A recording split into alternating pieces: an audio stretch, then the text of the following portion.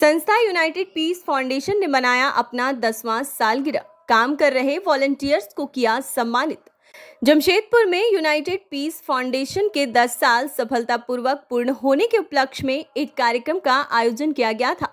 इस संबंध में फाउंडेशन के संचालक जिया अहमद ने बताया कि उनकी संस्था 10 सालों से समाज में गरीब, विकलांग और अनाथ तबके लोगों के लिए काम कर रही है।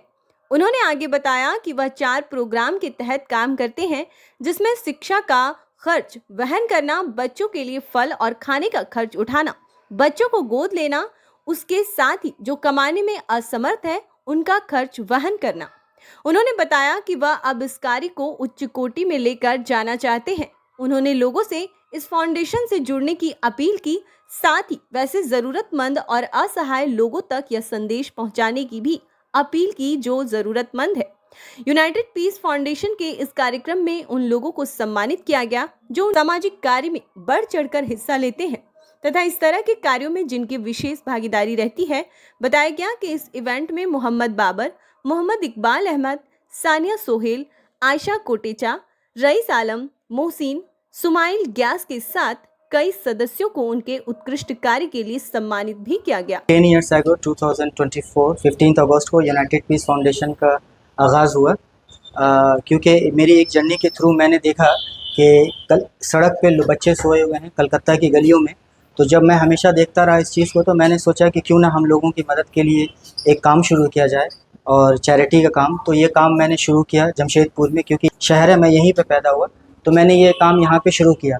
और हमारा जो मेन मकसद वो है कि United Peace Foundation is a non profit organisation है, established to help the most vulnerable orphans, destitute and widows regardless of their faith, caste और creed। हम बिना किसी भेदभाव के हर किसी के लिए मदद करते हैं, और पिछले 10 सालों से हमने 140 से भी ज़्यादा ऑर्फन्स बच्चों को स्पॉन्सरशिप प्रोवाइड किया है। स्पॉन्सरशिप में हम उसके लिए खाना, कपड़े और बाकी चीज़ें प्रोवाइड करते हैं, लेकिन वो अपने माँ के साथ रहते हैं, विडो माँ के साथ में, या फिर वो अपने दादा दादी या नाना नानी के साथ में रहते हैं। हमारा काम होता है कि उनके एजुकेशन, फूड्स वगैरह का जो रिस्पॉन्सिबिलिटी है, हम उससे स्पॉन्सरशिप उनको दें। और उसके बाद हमारा एजुकेशनल प्रोग्राम में हम क्या करते हैं कि किसी के बाप हैं, जिंदा हैं, लेकिन वो कमाई इतनी नहीं होती कि वो बच्चों को स्कूल में पढ़ा सके, अच्छी एजुकेशन दे सके या ट्यूशन दे सके, तो इन दैट केस उन बच्चों को भी हम लोग स्पॉन्सरशिप देते हैं, लेकिन वो ऑर्फन्स कैटेगरी में नहीं आते। थर्ड हमारा प्रोग्राम है फूड प्रोग्राम। तो फूड प्रोग्राम में हम ऐसा करते हैं कि कुछ ऐसे लोग होते हैं कि जो कमाने के लायक नहीं होते हैं, अपाहिज होते हैं, या बहुत बूढ़े हो गए हैं, उनके बच्चे उनको सपोर्ट नहीं करते हैं।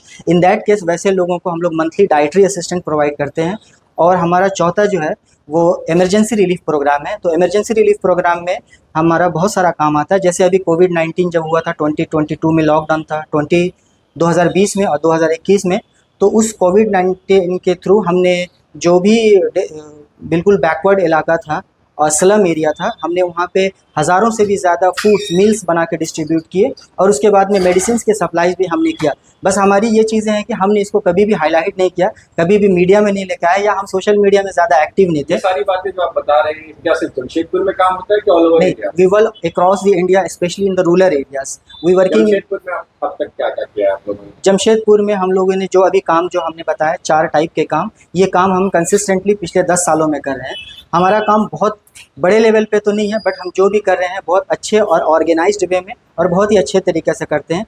हमारा काम हम महाराष्ट्र में भी काम करते हैं, यूपी में भी काम करते हैं, अभी रिसेंटली हमने जम्मू में भी काम किया है, और उसके बाद में हम अभी अलीगढ़ वगैरह में भी काम किए हैं। तो हम चाहते हैं कि मतलब अभी जैसे कर्नाटका में एक बच्चे का ऑपरेशन था आँख का, तो उसके ऑपरेशंस के लिए शंकरा आई हॉस्पिटल में भी जस्ट एक आँख का हमने उनका ऑपरेशन करवाया। तो जो उनके एक्सपेंसेस थे वो मेडिकल एक्सपेंसेस के थ्रू हमने उनको बियर किया। हम मेडिकल में ज़्यादा खर्चा नहीं करते, क्योंकि ये एक बड़ा बजट है, तो हम हमारे कैपेसिटी के हिसाब से जितना होता है हम लोगों को चाहते हैं।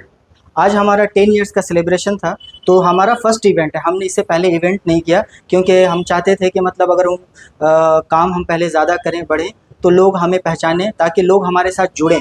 तो हमारा जो मेन मकसद है कि हमारे वॉलंटियर्स जो पिछले कई सालों से कंसिस्टेंटली काम कर रहे हैं, बहुत मेहनत से काम कर रहे हैं, तो मैं चाहता था कि उनको रिकग्नाइज़ किया जाए, उन्हें अवार्ड दिया जाए, ताकि उनका हौसला बढ़े।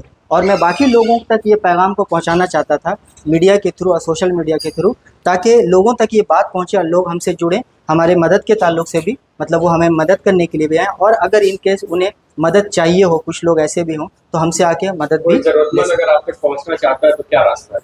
उसका रास्ता बहुत सिंपल है। हमारा ऑफिस है टीओपी में, ठीक है, एटमॉस टावर टीओपी में 2nd फ्लोर पे का हमारी ऑफिस है, या हमारे वेबसाइट है, हमारे वेबसाइट पे फ़ोन नंबर, एड्रेस वगैरह सब कुछ अवेलेबल है, तो आप वहाँ पे कांटेक्ट कर सकते हैं। वहाँ पे कांटेक्ट करने के बाद में अब हमारे वॉलंटियर्स जाते हैं, वो ऑफिस में बुलाना हो तो ऑफिस में बुलाते हैं, या अगर हमें जाना भी पड़े तो हमारे वॉलंटियर्स उनको जाते हैं, मिलते हैं, उनके प्रॉब्लम्स पूछते हैं। उसके बाद हम हमारा जो प्रोसीजर है, अकॉर्डिंग टू दोज प्रोसीजर्स हम उनको प्रोसीड करते हैं और उनको हेल्प करते हैं।